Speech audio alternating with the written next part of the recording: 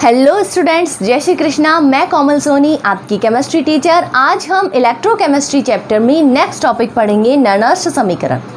नैनस्ट समीकरण, नैनस्ट एक वैज्ञानिक थे जिन्होंने एक समीकरण दिया था किसी भी सेल के सेल विभव को ज्ञात करने के लिए। तो इसकी शुरुआत करने से पहले आपको 11th का चैप्टर में रिमाइंड कराना चाहूँगी। 11th का चैप्टर था ऊष्मागतिकी चैप्टर, थर्मोडायनेमिक्स चैप्टर। उसमें हमने पढ़ा था गिब्स मुक्त ऊर्जा। गिब्स मुक्त ऊर्जा पढ़ा था। ये जो नैनस्ट समीकरण है उसी से संबंधित है और इसके द्वारा हम किसी सेल के सेल विभव को ज्ञात कर सकते हैं। तो सबसे पहले नैनस्ट समीकरण में ही हम एक उत्क्रमणीय अभिक्रिया देखते हैं। तो सबसे पहले हम लिखते हैं, माना एक सेल के लिए उत्क्रमणीय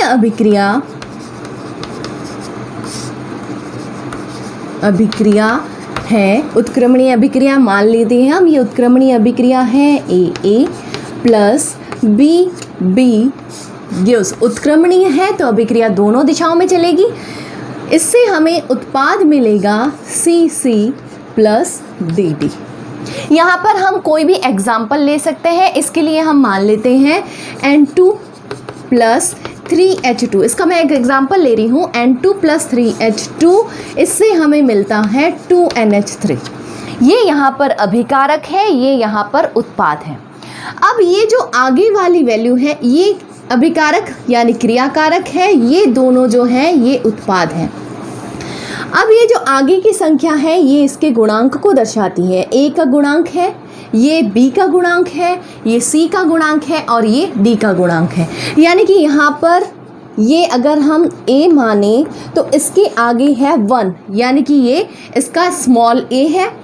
इसके आगे इसको अगर हम B माने तो इसके आगे 3 जो है ये इसका स्मॉल b है। उसी तरह से इसको अगर हम C मान ले तो इसके आगे का स्मॉल c ये हो गया 2। और इसके लिए एक गुणांक, एक नियतांक Q का मान यदि हम निकालें, Q का मान बराबर होता है उत्पादों की सांद्रता बटा क्रियाकारकों की सांद्रता। उत्पादों की सांद्रता हो जाएगा C, ये जो स्मॉल c है इसके घात में आ जाएगा, यानी small c d small d upon A का एक्टिव मास। इस बड़े ब्रैकेट को बोला जाता है एक्टिव मास ऑफ A और इसके पावर में आ जाएगा स्मॉल a, B का एक्टिव मास और स्मॉल b। अगर मैं इस अभिक्रिया के लिए Q का मान लिखना चाहूँ तो इस अभिक्रिया के लिए Q का मान हो जाएगा,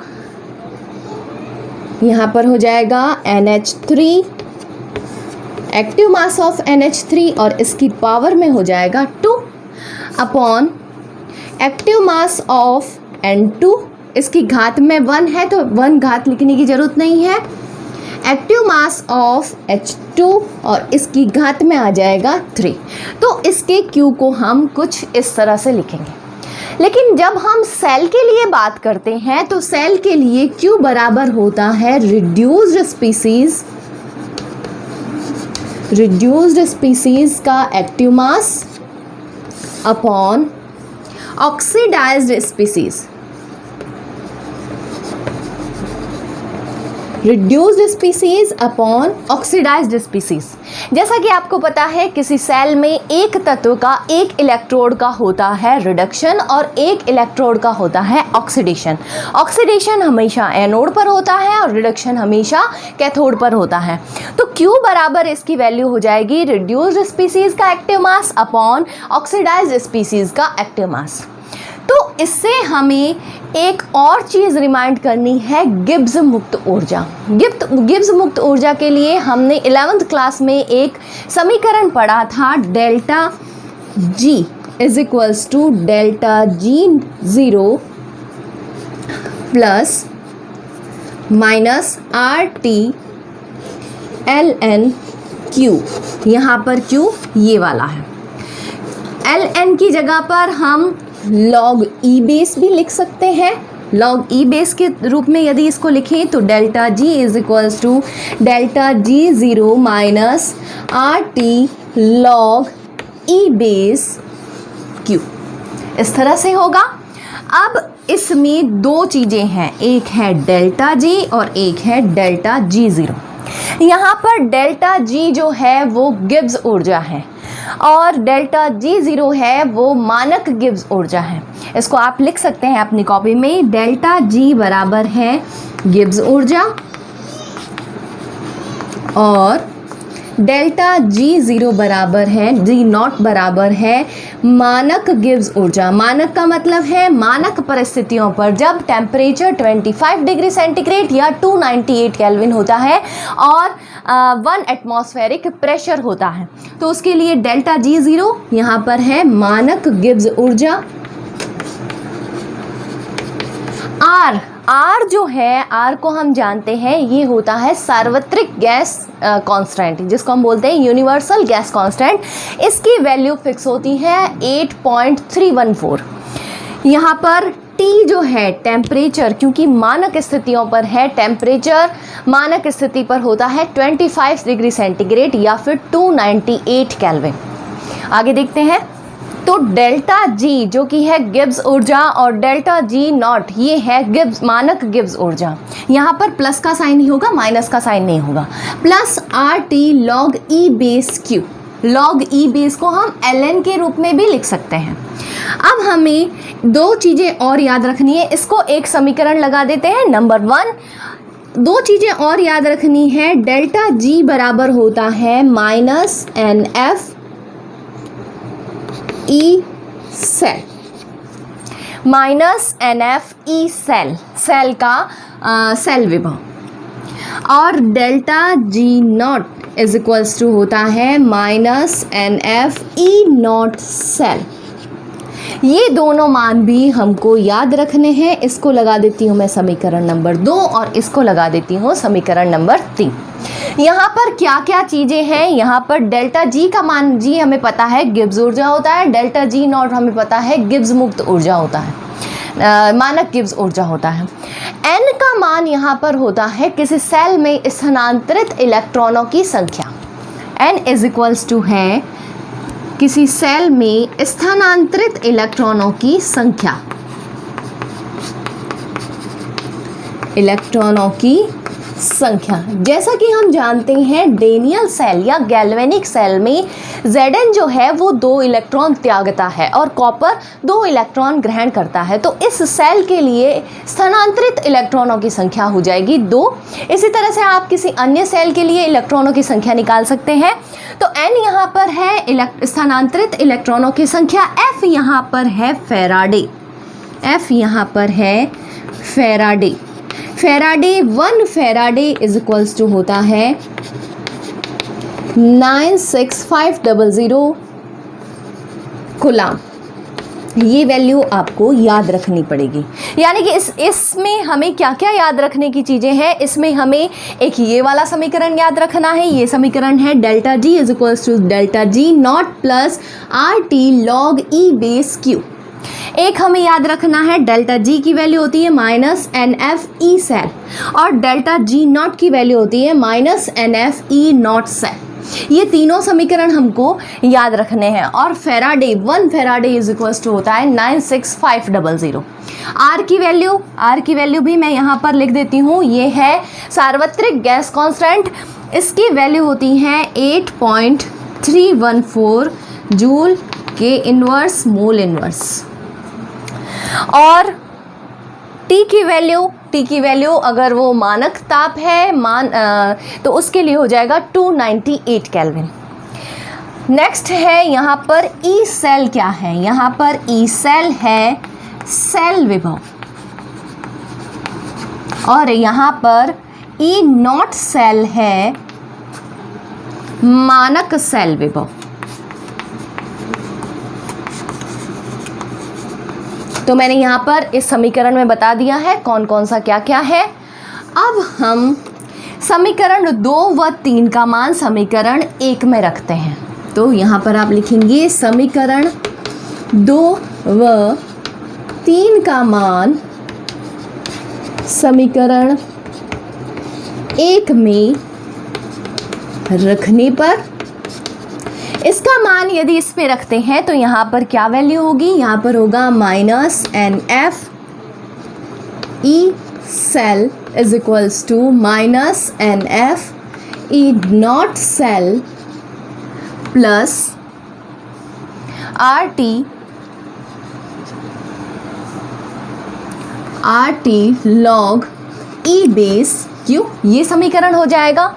इस समीकरण में सब तरफ सबके नीचे यदि हम माइनस एन एफ का भाग लगाते हैं, समीकरण में माइनस एन एफ का भाग देने पर क्या होगा, यहाँ पर ये वाला समीकरण मैं फिर से लिख देती हूँ, minus N F E cell is equals to minus N F E not cell plus R T log e base Q. यहाँ पर भी माइनस एन एफ का भाग देंगे, यहाँ पर भी माइनस एन एफ का भाग देंगे और यहाँ पर भी माइनस एन एफ का भाग देंगे। क्योंकि ऊपर भी माइनस एन एफ है और नीचे भी माइनस एन एफ है तो ये दोनों आपस में कट जाएंगे और माइनस का साइन भी आपस में कट जाएगा। ये भी आपस में कट जाएंगे, माइनस का साइन भी कट जाएगा, लेकिन ये नहीं कटेगा और इसके बीच में साइन प्लस की जगह पर हो जाएगा माइनस। तो यहाँ पर क्या रिजल्ट होगा, यहाँ पर आएगा E cell is equals to E not cell minus plus की जगह पर, चूंकि नीचे माइनस है तो ये हो जाएगा minus R T upon N F log e base Q. अब हम लॉग ई बेस को यदि लॉग 10 बेस में चेंज करते हैं तो log e base exponential, log e base का मतलब होता है exponential value. Log e base को यदि हम लॉग ई बेस को ln भी लिख सकते हैं, लॉग ई बेस को यदि हम लॉग 10 बेस में चेंज करते हैं तो हमें 2.303 से मल्टीप्लाई करना पड़ता है तो हमें लॉग 10 वैल्यू मिलती है। तो इसका मान हम रख देते हैं इस समीकरण में। तो यहाँ पर क्या हो जाएगा, E cell is equals to E not cell minus R T upon N F log, यहाँ पर 2.303 से मल्टीप्लाई करना है तो यहाँ पर मैं कर देती हूँ 2.303 लॉग 10 बेस क्यू। ये समीकरण जो है ये समीकरण है नैनर्स्ट समीकरण, किसी उत्क्रमणीय अभिक्रिया के लिए नैनर्स्ट समीकरण। अब हम देखते हैं इसमें यदि हम मानक स्थितियां ले, यानी कि टेम्परेचर 25 डिग्री सेंटीग्रेड हो या 298 केल्विन हो तो क्या वैल्यू आएगी। यदि यहाँ पर हम R का मान रख देते हैं, T का मान रख देते हैं, फैराडे का मान 96500 कूलम रख देते हैं तो यहाँ पर क्या वैल्यू आएगी। अब ये जो इक्वेशन आया है इसको मैं लगा देती हूँ नंबर 4। ये इक्वेशन, इसमें यदि मानक परिस्थितियां लगाते हैं तो मैं यहाँ पर लिखती हूँ मानक परिस्थितियों में। मानक परिस्थितियों का मतलब है जब 1 एटमॉस्फेरिक प्रेशर हो और टेम्परेचर 25 डिग्री सेंटीग्रेड या 298 केल्विन हो। तो यहाँ पर हो जाएगा, इसका मान अगर हम रख देते हैं तो E cell is equals to E not cell minus 2.303 into R की वैल्यू हमें पता होता है 8.314 होती है, इंटू टेम्परेचर हमने लिया है 298 kelvin upon N as it is है, क्योंकि हमें एन की वैल्यू पता नहीं है, क्योंकि हमें ये नहीं पता है कौन सा सेल है। एन एफ की वैल्यू है 96500 लॉग 10 बेस क्यू। अगर हम इस वैल्यू को सॉल्व करते हैं तो हमारे पास वैल्यू आती है E cell is equals to E not cell minus 0.0591 upon, इस पूरे को मैंने सॉल्व कर दिया है, upon N log 10 base Q. तो ये जो समीकरण है ये समीकरण है किसी सेल का मानक परिस्थितियों में नैनर्स्ट समीकरण। ये समीकरण किसी मानक परिस्थितियों में किसी सेल का नैनर्स्ट समीकरण है। अब हम देखें कि किसी एक इलेक्ट्रोड के लिए यदि हम नैनर्स समीकरण देखना चाहें तो वो क्या होगा। एक इलेक्ट्रोड, इसका मतलब उसमें एक छड़ डूबी हुई है, कोई धातु की छड़ डूबी हुई है, उसी के विलयन में, जैसे कि Zn की छड़ डूबी हुई है ZnSO4 में, या कॉपर की छड़ डूबी हुई है CuSO4 विलयन में। तो इसके लिए हम देखते हैं उसके लिए नैनर्स समीकरण किस तरह से निकालेंगे। तो हम एक सेल को मान लेते हैं, एक अर्ध सेल मान लेते हैं, माना एक अर्ध अभिक्रिया, ठीक है। अर्ध अभिक्रिया हम ऑक्सीडेशन भी मान सकते हैं, रिडक्शन भी मान सकते हैं। यहाँ पर मैं रिडक्शन को लेके चल रही हूँ, तो यहाँ पर Mn+, पहले जो ऑक्सीडाइज्ड स्पीसीज थी उसने 2 इलेक्ट्रॉन ग्रहण किए या n इलेक्ट्रॉन ग्रहण किए, और ये चेंज हो गई M में। ये यहाँ पर सॉलिड है, ये यहाँ पर एक्वस कंडीशन में है, क्योंकि विलयन वाला जो आयन है वो n इलेक्ट्रॉन ग्रहण करता है और चेंज हो जाता है सॉलिड में। इस अभिक्रिया के लिए, इस अर्ध अभिक्रिया है ये, इस अर्ध अभिक्रिया के लिए, क्योंकि यहाँ पर केवल रिडक्शन हो रहा है, तो अर्ध अभिक्रिया के लिए हम यदि नैनर्स समीकरण देखना चाहें तो वो क्या होगा। तो यहाँ पर हम देख सकते हैं, ये है रिड्यूस्ड ऑक्सीडाइज्ड स्पीसीज, और ये है रिड्यूस्ड स्पीसीज जो कि रिड्यूस्ड हो चुकी है, अपचित हो चुकी है। अब यदि हम देखना चाहें, हम मान रखते हैं इस वाले समीकरण में, 4th समीकरण में इन दोनों का मान रखते हैं, क्योंकि हमें पता है Q = होता है reduced species upon oxidised species. तो हमें करना कुछ नहीं है, केवल इसमें मान रखना है। तो क्या हो जाएगा, E cell = E naught cell minus 2.303 RT/NF log 10 base. अब Q का मान हमें पता है, Q = होता है रिड्यूस्ड स्पीसीज। यहाँ पर मैं लिख देती हूँ, Q = होता है रिड्यूस्ड स्पीसीज की सांद्रता अपॉन ऑक्सीडाइज्ड स्पीसीज की सांद्रता। रिड्यूस्ड स्पीसीज की सांद्रता यहाँ पर ये है, और ऑक्सीडाइज्ड स्पीसीज ये है। तो यहाँ पर मान हो जाएगा, पहले हम लिखेंगे रिड्यूस्ड स्पीसीज यानी कि M, जो कि है सॉलिड में, इसकी सांद्रता अपॉन Mn+। इसके आगे आप देख सकते हैं कुछ भी नहीं है, इसके आगे भी 1 है, इसके आगे 1 है, तो यहाँ पर कोई भी घात नहीं आएगी। तो ये दोनों है, यहाँ पर हम इस समीकरण में इस तरह से इनका मान रख देते हैं। अब यहाँ पर सॉलिड ठोस अवस्था में इसकी सांद्रता जो है वो इकाई होती है। ठोस अवस्था में यहाँ पर हम लिखेंगे, चूंकि ठोस अवस्था में सांद्रता या कंसंट्रेशन जो है वो इकाई होती है। इसका मतलब यहाँ पर ये हो गया 1 हो गया, तो 1/Mn+ की सांद्रता हो जाएगा। अगर इस Mn+ को अगर हम ऊपर लाते हैं तो ये वाला साइन चेंज हो जाएगा और प्लस में साइन आ जाएगा। कैसे होगा, E cell = E naught cell plus 2.303 RT/, plus क्यों हुआ, क्योंकि 1/Mn+ हो जाता है। अगर Mn+ को हम ऊपर लाते हैं तो ये साइन चेंज हो जाएगा और ये साइन प्लस में हो जाएगा। तो यहाँ पर हो जाएगा NF log 10 बेस Mn+।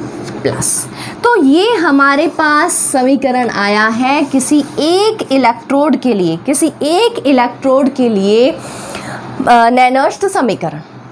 अब हम देखते हैं गैल्वेनिक सेल के लिए नैनर्स समीकरण किस तरह से कार्य करता है।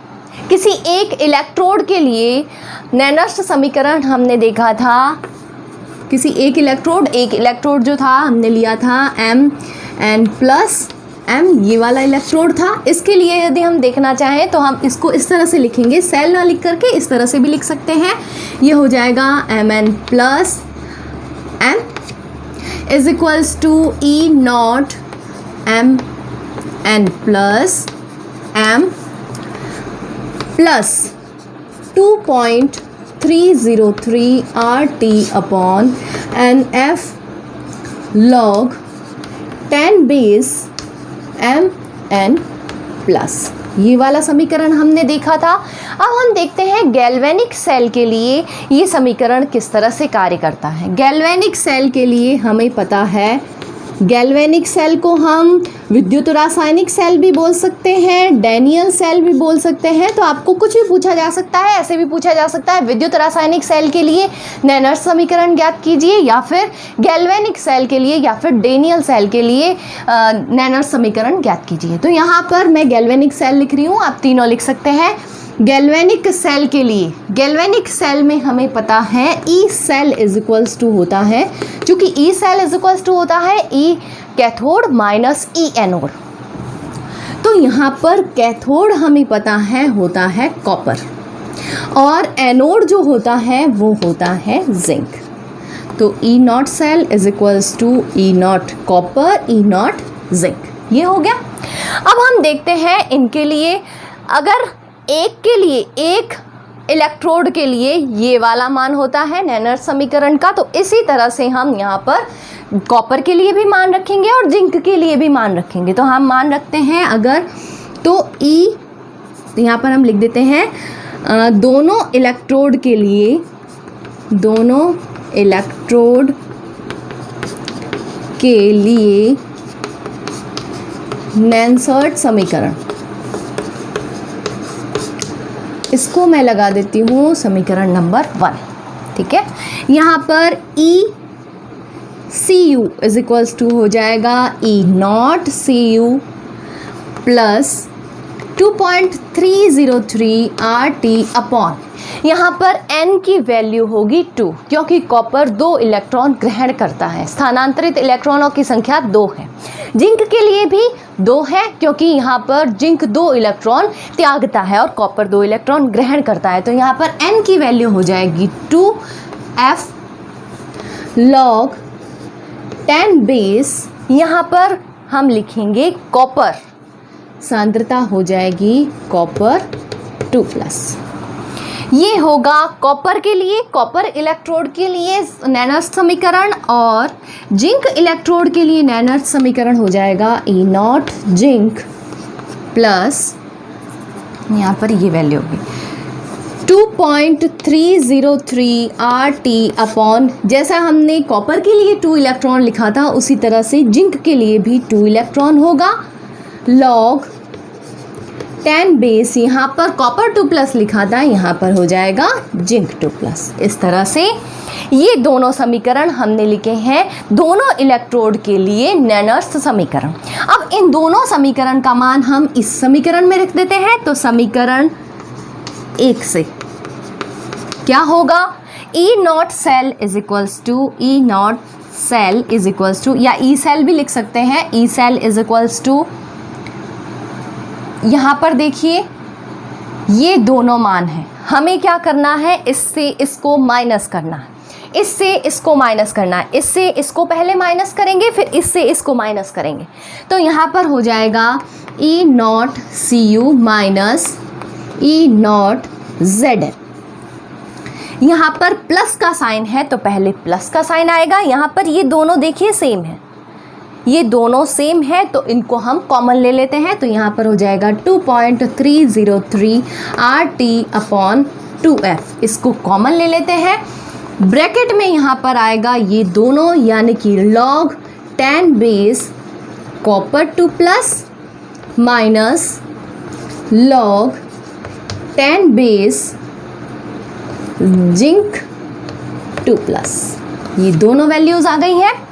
अब यहाँ पर ये जो है ये दर्शाता है ई नॉट सेल को, E cell is equals to E C U E Z N, या फिर E not cell is equals to मानक स्थितियों के लिए ना, मानक स्थितियों के लिए हो जाएगा E not C U minus E not Z N.